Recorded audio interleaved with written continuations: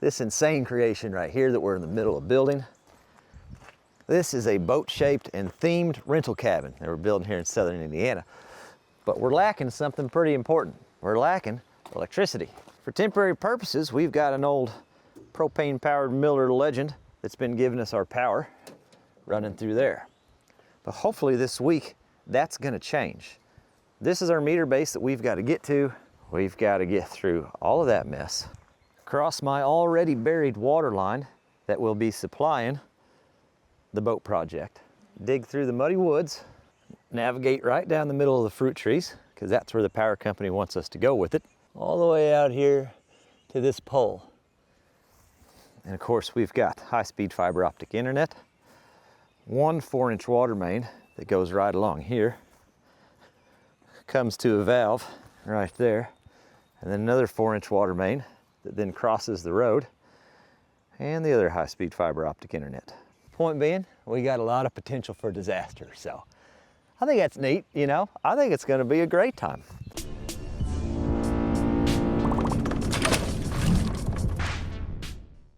All on a Monday, huh? Neat. So you can see this white flag and that white flag on the other side. Those are the flags we put out, so when 811 came out and the utilities came out to mark, they knew the route we were gonna take, and then they marked in the appropriate spots. I'm gonna add some marks to that. Basically, I'm making some marks, some visual reference for me, especially when I've got multiple utilities that I dig through. I'll make some extra marks, because I may not be paying attention to that water line like I should whenever I'm over here messing with this fiber optic. Just something for me to help avoid, you know, expense and trouble. It's kind of like that old Abe Lincoln quote.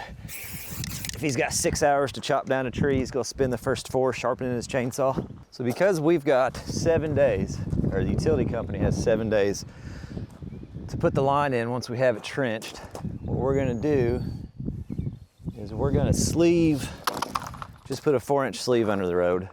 This does not count as their electrical conduit. They will add conduit, and they'll take that conduit and shove it through this pipe. This is just a way for us to get across.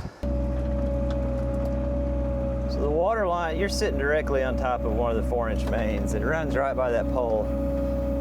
We'll end up hand digging most of that, because I can't really fit the bucket between that line and that pole, and that's fine. We're just gonna take our time and work through this.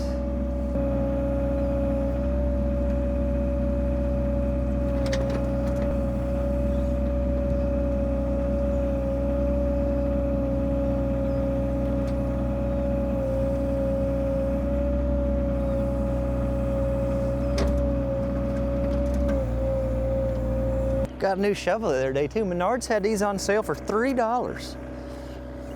What a deal.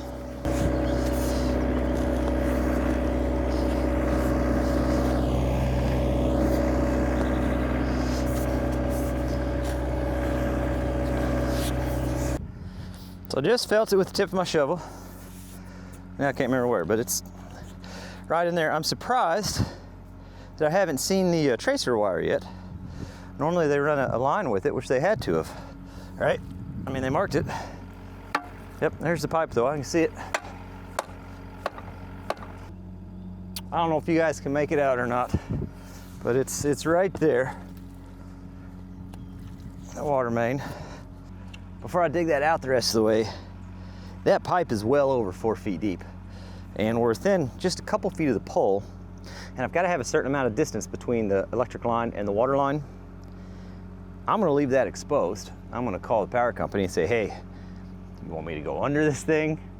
Or do we just wanna put the appropriate amount of dirt on top of it and be good enough since we're right here at that pole? So they wanna go under it, which is gonna put us 6 feet deep. So we're gonna step this trench back just a little bit so that we're not 6 feet deep.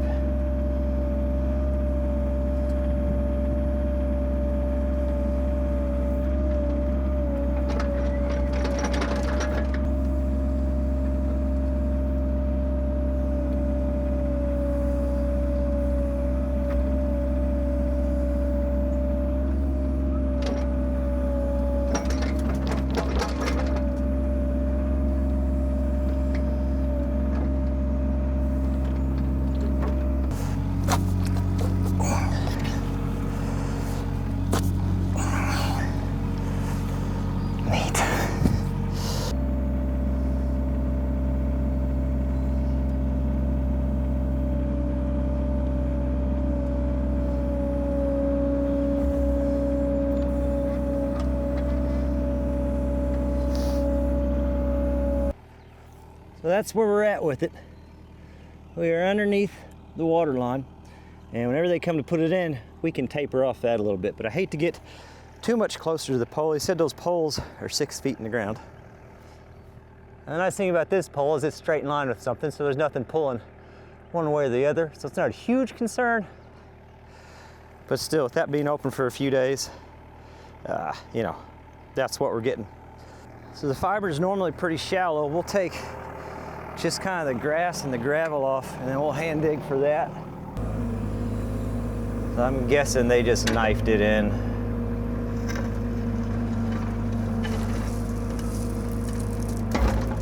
So the fiber around here, I mean, sometimes we'll find it on top of the ground in ditches where stuff has eroded away over the time. Sometimes they will lay the fiber in with the electric line, so it could be 4 feet deep, which is what they're gonna do for us to get it back to the YouTube Yacht project, to the boat project.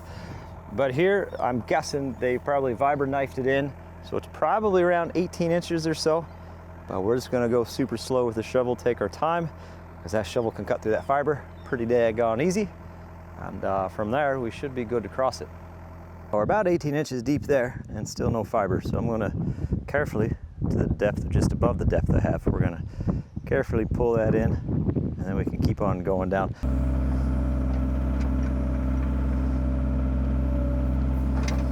Don't want the teeth any deeper than the bottom of the bucket.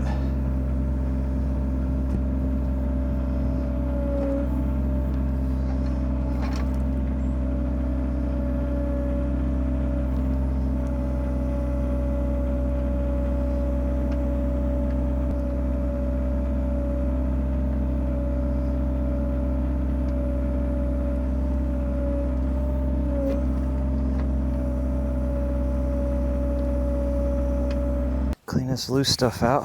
We'll repeat the process until we find it.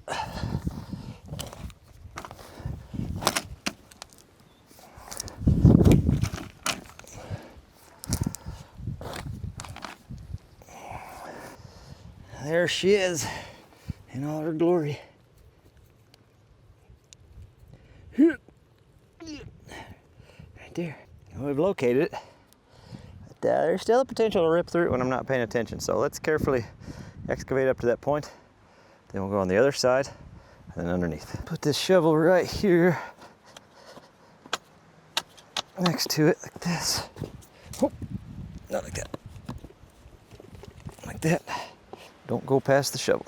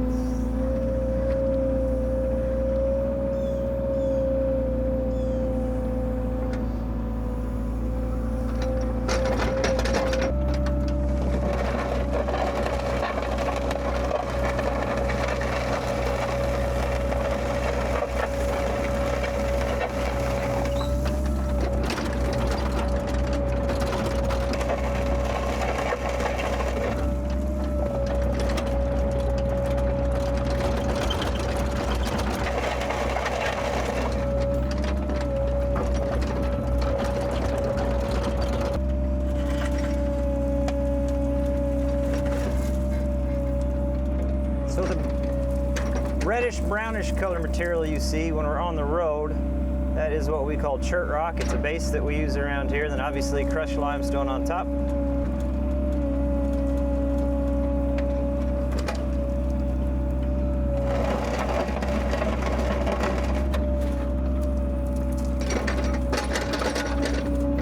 Let me put some marks on here since I just erased those.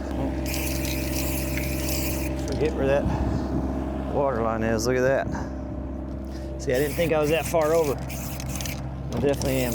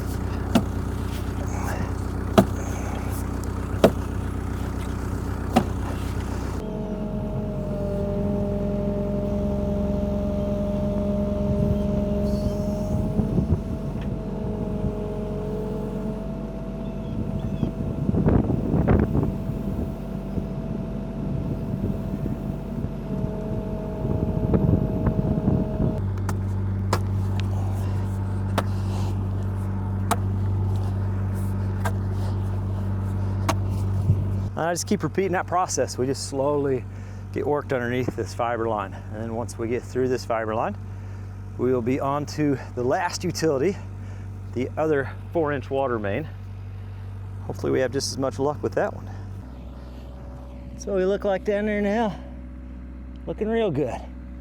Cleaned out all the way underneath. We're coming up. So we're just kind of scratched across here. I remarked it based on where the flags are at. And fantastic news, if you look real close, I don't know what the light's doing for you, but you'll see dirt, lime, dirt. So you can see the trench running right through there. Now that's a good indicator of where it's at. Using lime for pipe backfill. Now that is a heck of an idea.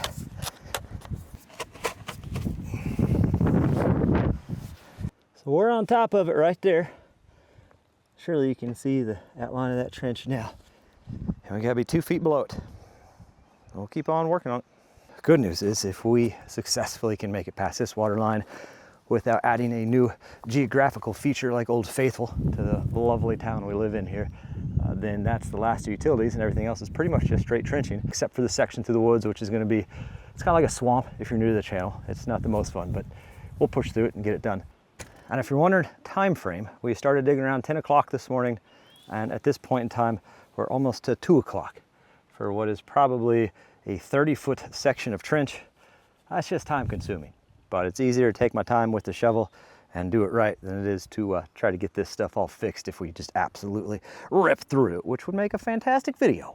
So that's where we're at now. We're under that water line as well. Hopefully you guys can see in that shadow. I don't know if you can. We're gonna go ahead and try to get this sleeve and this backfilled and cleaned up this evening.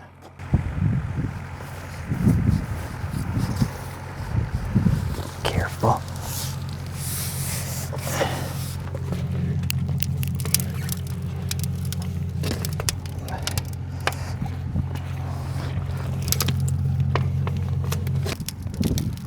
Right about there.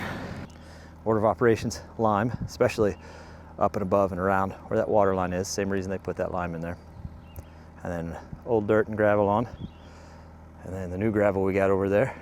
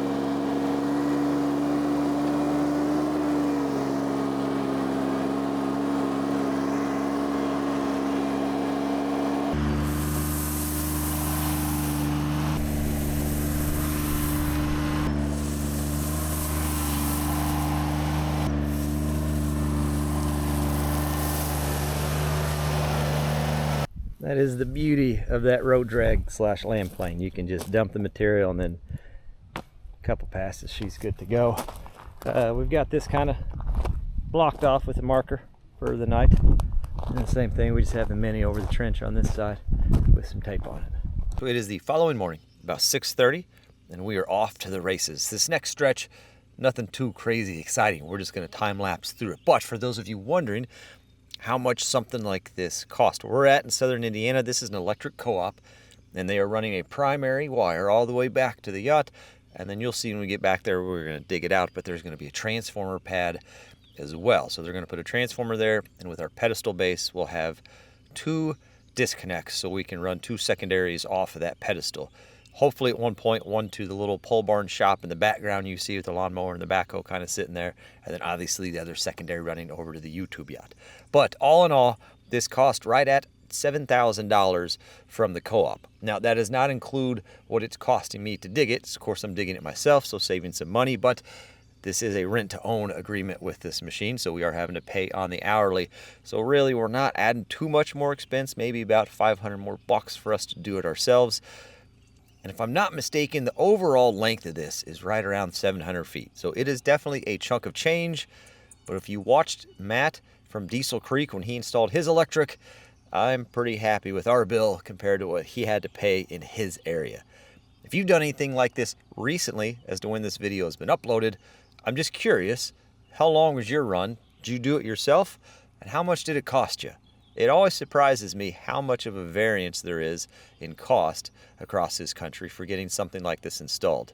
So as part of that metric, also put down where you're from. So we are making good progress. We are to our next utility crossing. The only catch is the crossing doesn't actually exist yet. It is 10:11 right now, so not doing too bad. We're gonna put another sleeve across here. Right through here, see this line of sight? Remember this line of sight? All right, you still with me? Whenever we put the water line in for the YouTube yacht project, we're gonna tee off of it. And then some point this summer, we're gonna trench a water line in over to here, so we've got a frost-proof hydrant for the raised bed area. So we're gonna go ahead and put a sleeve across this electric trench. That way, whenever we go to do that, all we gotta do is stub the thing through. That's the general idea, then we're not trenching back across the electric line. We're also gonna add a frost-proof hydrant back here behind the shop too, and then we'll actually be able to do this crazy thing. It's just the technology that came out this year. It's called pressure washing, and you can actually clean your equipment. It's crazy, I know. We just throw rain at it every now and then and hope for the best, but we'll actually be able to clean stuff in the future.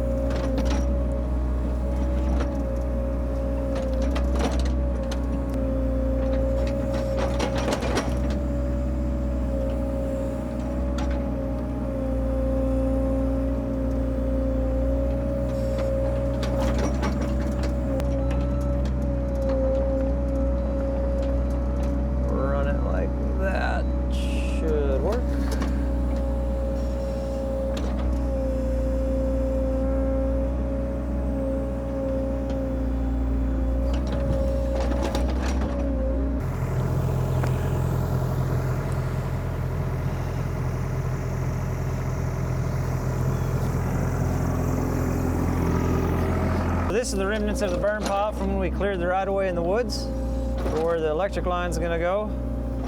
And the plan here is to just shove this around and make it disappear. That's all we're doing. Nothing fancy.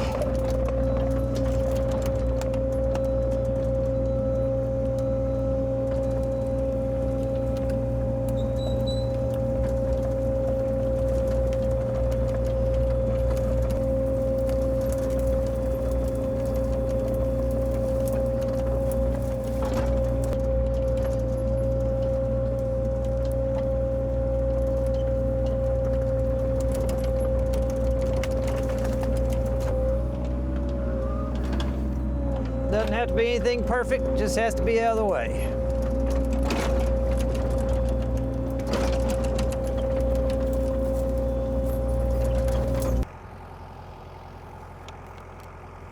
Second to maybe running a compactor or a roller, there are a few things in excavation as boring as digging a long trench.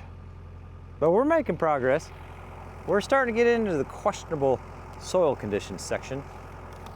Everything's been somewhat decent up into now, but I'm a little curious how this is going to go through here.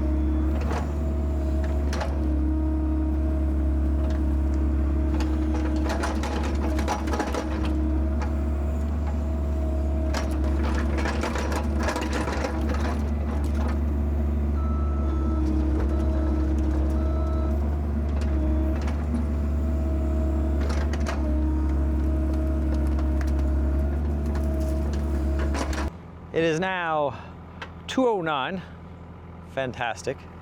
This is where the water line for the boat goes. It's buried and ready to be crossed, but obviously this open trench I left silted in quite a bit. So we gotta dig some of that off until we get down to the lime, because the lime is the elevation we need to be. We're gonna have to do some organization and some cleanup work here before we can do this last little step. That is where the transformer pad's gonna go, right in that area. And then we still need to make some wiring connections on the meter base as well. We're getting there. The exciting thing is the ground has added a fun new element, rock. We're digging through a little bit of rock here. That's okay, everything's fine. You know, everything's fine. I just want to lay eyes on that lime so I know exactly where we're at.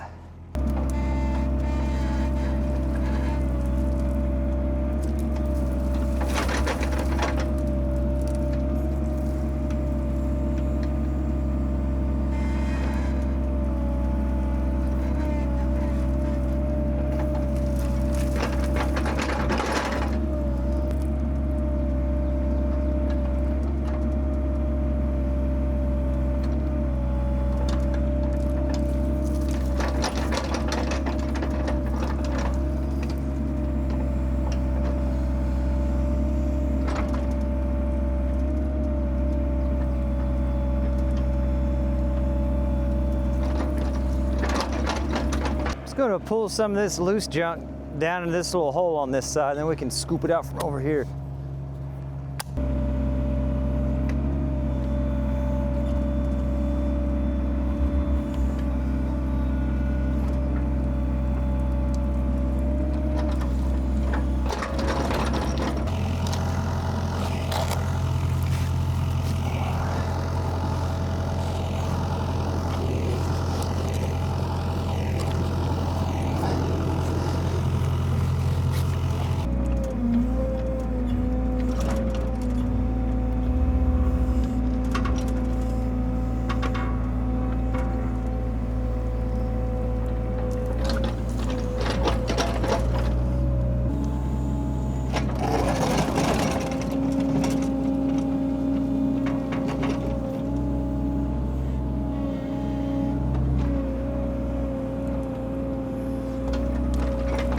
Right here on top of this lime, well, once I get it spread out, we've got the distance we need between the water line and the electric. I could go under it, that would get me the distance underneath and then get me the depth I need through this section of the parking area. However, that is rock down there and there's no way I'm going to be able to underdig that PEX pipe with the rock without damaging that pipe somehow. So the new plan, we'll have our separation between the PEX and the electric. And if you look over there, I'll show you. If you look along that edge over there, you can see the drive's got to come up about another foot, as does this. What we've got to do for drainage to make sure this drains right for the drive area, I'm gonna just pop up and show you. This has to come up just a little bit, not a lot, but it's gonna push water that way and there'll be a culvert that crosses. and then it'll push water out and around the parking area that way. So this has to come up about a foot, maybe even more, honestly, if I'm looking at it right. So we will be a little shallow there in the immediate, like right now, but after backfill, we'll get it humped up how it needs to be, and then we can match the rest of it at a later date. But that'll get us through that, and it's definitely gonna be the best way to get past that pipe. I don't know if you can see my little buddy down there.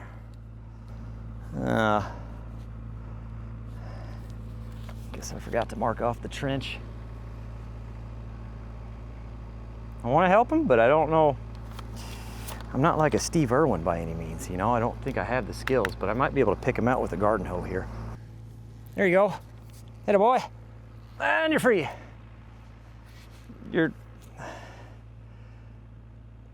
God love you, you're a little muddy. And I don't know what to do about that for you. It's not the exact reason I bought a water extinguisher, but it might work.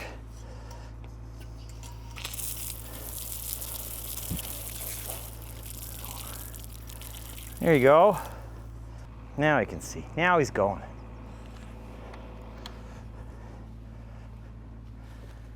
Headed to the happy side of the ridge. The odds that we're back in there in just a few minutes, pretty high. Running equipment without a thumb has prepared me for just such an occasion.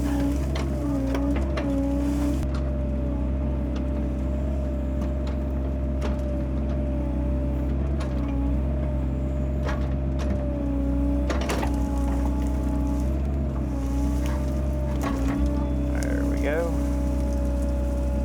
Don't know where we're going with it, but there we go. Let's go over here.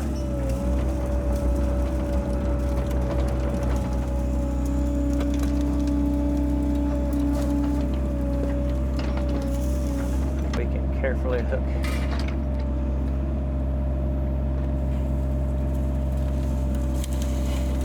Oh yeah. One plate compactor. Check. All right, we gotta get the welder disconnected. We've been running the welder in through here and then down the secondary. I got lit up the other day when I opened this thing. Hopefully I got them all. There's no new residents. Yeah, looks okay.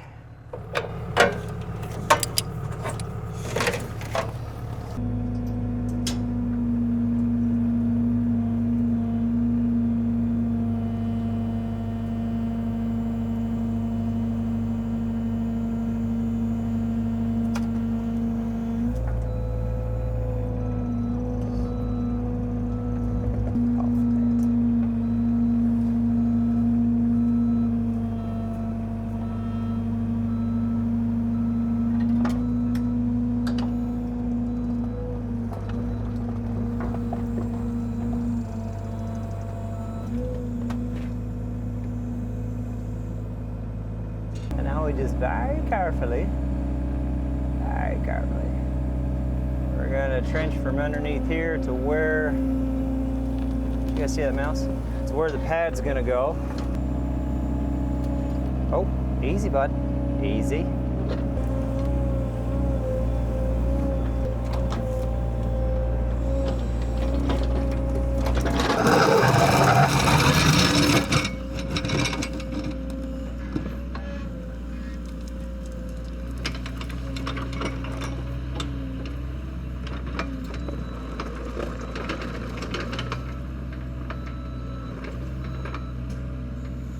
I will say this absolute disaster of a mess is adding a level of stress I didn't anticipate. Normally it doesn't bother me, but I will be very glad when this is all on the ground and we can clean this up the way it's supposed to look. I need a tape measure. See, I threw one over here in the woods earlier, didn't I? So they want a 6 foot, not a lot of razzle dazzle left in this, pretty much just a dripper. Happens with age, I suppose. By 6 foot pad. I think their pads are 4x4. They just want you to dig 6x6. So I know where that's at. Now we're going to take that trench and terminate that trench underneath the pad. Then we can dig that out.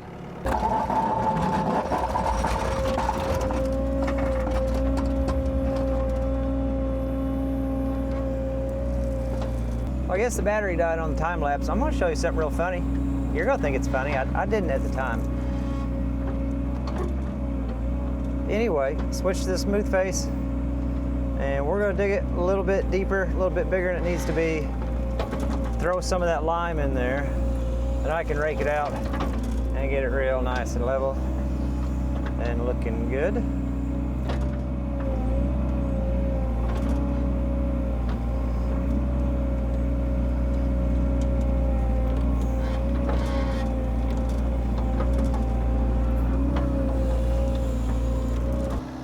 Yeah, that's probably all right.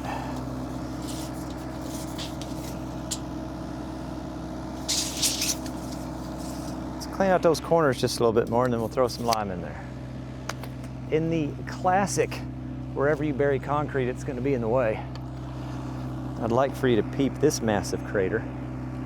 It's classic. It's the tale as old as time. We all know it, right? That was right where I needed to go. Yeah, go figure, you know.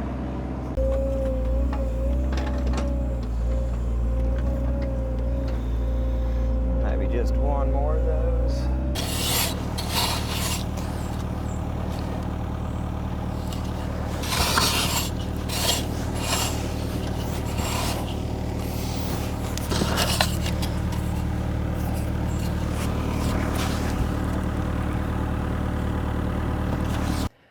So this is it for this one. I'm going to get the connections made in the meter box. You can see in the side there, had an issue with the second ground rod, so we're just going to cut those off and try it there, but I'm sure it'll be fine. Next video, we're right back on this. The electric company's coming out. They're going to get the primaries in, they're going to get the transformers set, and we're going to have power to the YouTube yacht for the first time since we started constructing this thing, probably, what, 3 years ago.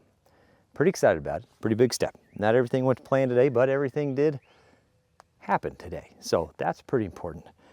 If this is your first time checking out our videos on the Captain Kleeman channel, I truly can't thank you enough for joining us. And if this is like your 701st time watching a Captain Kleeman video, I'm so glad you are still here for the struggle. We're slowly making progress, and it won't be long. We'll get to stand back and say, wow, a boat in the woods. Isn't that something?